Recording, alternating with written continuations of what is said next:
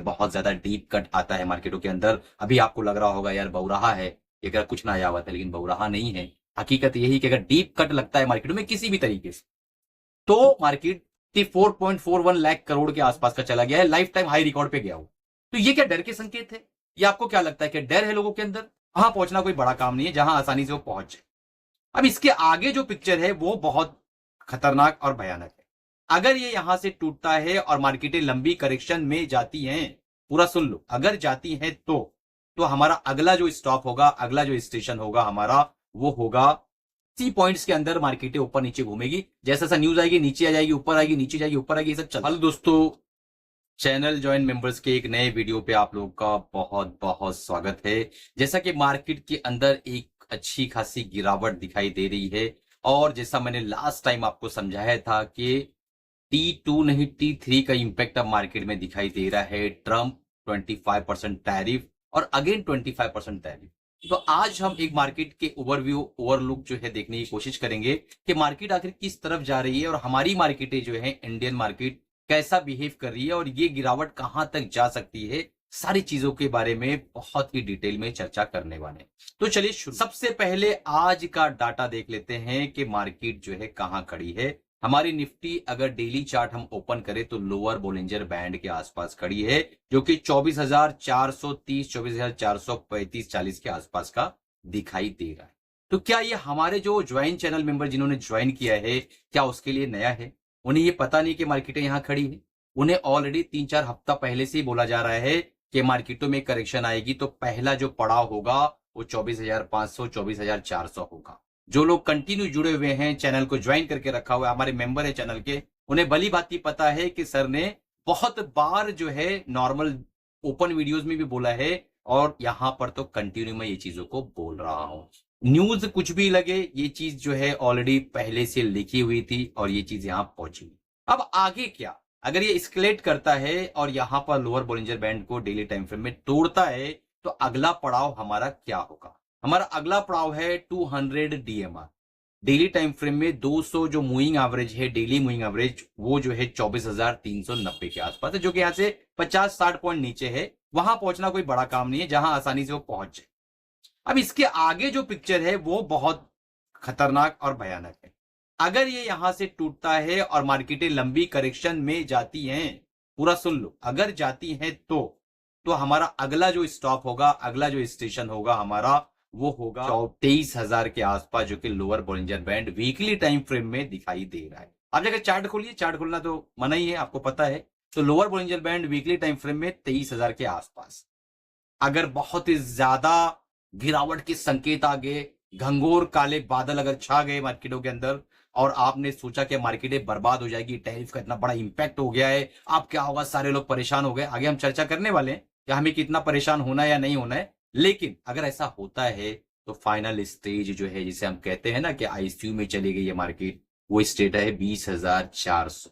जी हाँ दोस्तों, 20,400 तक मार्केटें पहुंच सकती है अगर बहुत ज्यादा डीप कट आता है मार्केटों के अंदर। अभी आपको लग रहा होगा यार बौराहा है, ये अगर कुछ ना आया हुआ था, लेकिन बौराहा नहीं है। हकीकत यही कि अगर डीप कट लगता है मार्केटों में किसी भी तरीके से, तो मार्केट यहां पर 20,400 तक पहुंचेगी, जो कि है वीकली टाइम फ्रेम का डेली मूविंग एवरेज।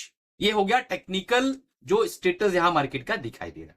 अब सवाल यह पैदा होता है कि हमें कितना डरना चाहिए और कितना नहीं डरना चाहिए। चैनल को जितने जितने लोगों ने भी सब्सक्राइब नहीं किया है, सब्सक्राइब कर लो, बेल बटन दबा दो। आपके मन में कोई सवाल है तो मुझसे पूछो। और हमारा ईटीएफ का स्विंग ट्रेडिंग में बहुत बढ़िया ऑफर चल रहा है रक्षाबंधन का। आपको ईटीएफ ट्रेडिंग प्रोग्राम लेते हो तो इंट्राडे ट्रेडिंग प्रोग्राम फ्री मिलेगा, स्विंग लेते हो तो उसके साथ इंट्राडे ट्रेडिंग प्रोग्राम फ्री मिलेगा। दोनों एक साथ बाय करते हो उसके साथ भी इंट्राडे ट्रेडिंग प्रोग्राम फ्री मिलेगा। बहुत ही अच्छा डिस्काउंट दे रखा है। आप व्हाट्सएप नंबर पे कांटेक्ट करके तुरंत जो है उस प्रोग्राम को बाय करो। अब चलते हैं, शुरू करते हैं आगे की कहानी, क्योंकि ये वीडियो हम जो है 12 घंटे के लिए ओपन रखेंगे। उसके बाद हमारे मेंबर्स के लिए है स्पेशल वीडियो, और उसके बाद लॉक। अब जो है विक्स देखना है इंडिया का कितना है, 11.6। यानी विक्स अगर इतना अच्छा खासा दिखाई दे रहा है, यानी मार्केटों के अंदर डर बिल्कुल खत्म हो गया है। तो कौन है ये जो डर खत्म कर चुका है? मार्केटों में लोग आखिर क्यों डर नहीं रहे हैं? रिटेल्स क्यों घबरा नहीं रहे हैं? इतना बड़ा प्रॉब्लम, इतनी बड़ी दिक्कत है, वो होने के बाद भी अभी भी हम क्यों नहीं घबरा रहे? तो ये हमें अगली न्यूज बताएगी कि हमारे पास अभी भी जो है सिस्टमेटिक इन्वेस्टमेंट प्लान के माध्यम से जून में 2025 में 27,270 करोड़ के आसपास का इन्फ्लो आया है, मई में 26,688 करोड़ का इन्फ्लो आया है, अप्रैल में 26,632 करोड़ का इन्फ्लो आया है। इतना ह्यूज अमाउंट ऑलरेडी आ रहा है सिप के माध्यम से, जो रिटेल भैया लोग हैं वो भेज रहे हैं। तो यहां पर देखा जाए तो जून के अंदर एसेट अंडर मैनेजमेंट जो म्यूचुअल फंड का एयूएम है वो हाई पर चला गया है, 74.41 लाख करोड़ के आसपास का चला गया है, लाइफ टाइम हाई रिकॉर्ड पे गया हो। तो ये क्या डर के संकेत है? ये आपको क्या लगता है कि डर है लोगों के अंदर, इसलिए इतना ज्यादा पैसा मार्केट में आ रहा है?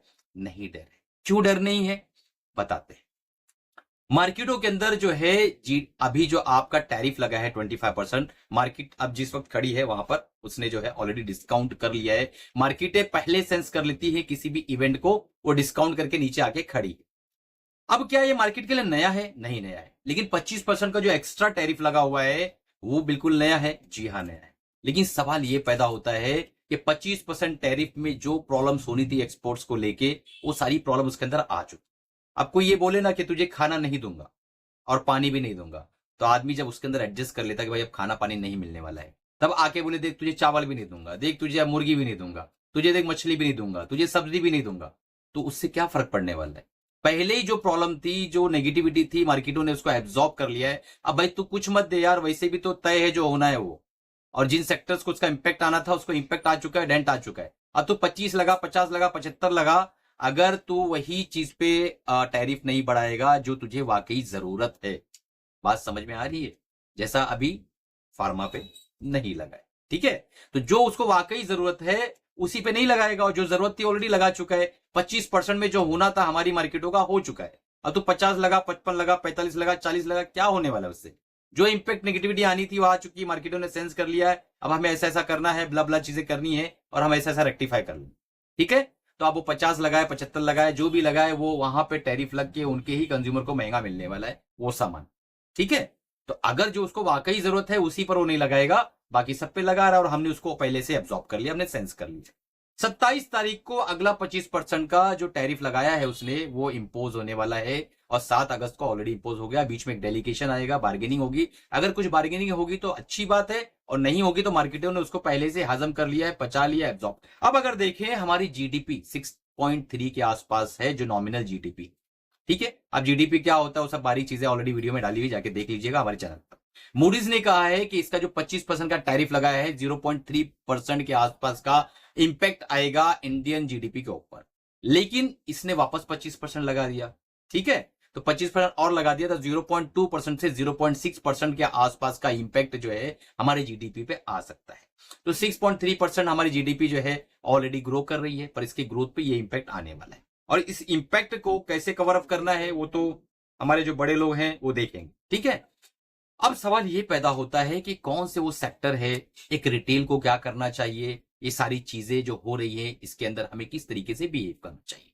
पहली चीज, आप जो है टैरिफ के इंपैक्ट को 70 से 80% एब्जॉर्ब कर चुके हो, इस बात को आप मान लीजिए।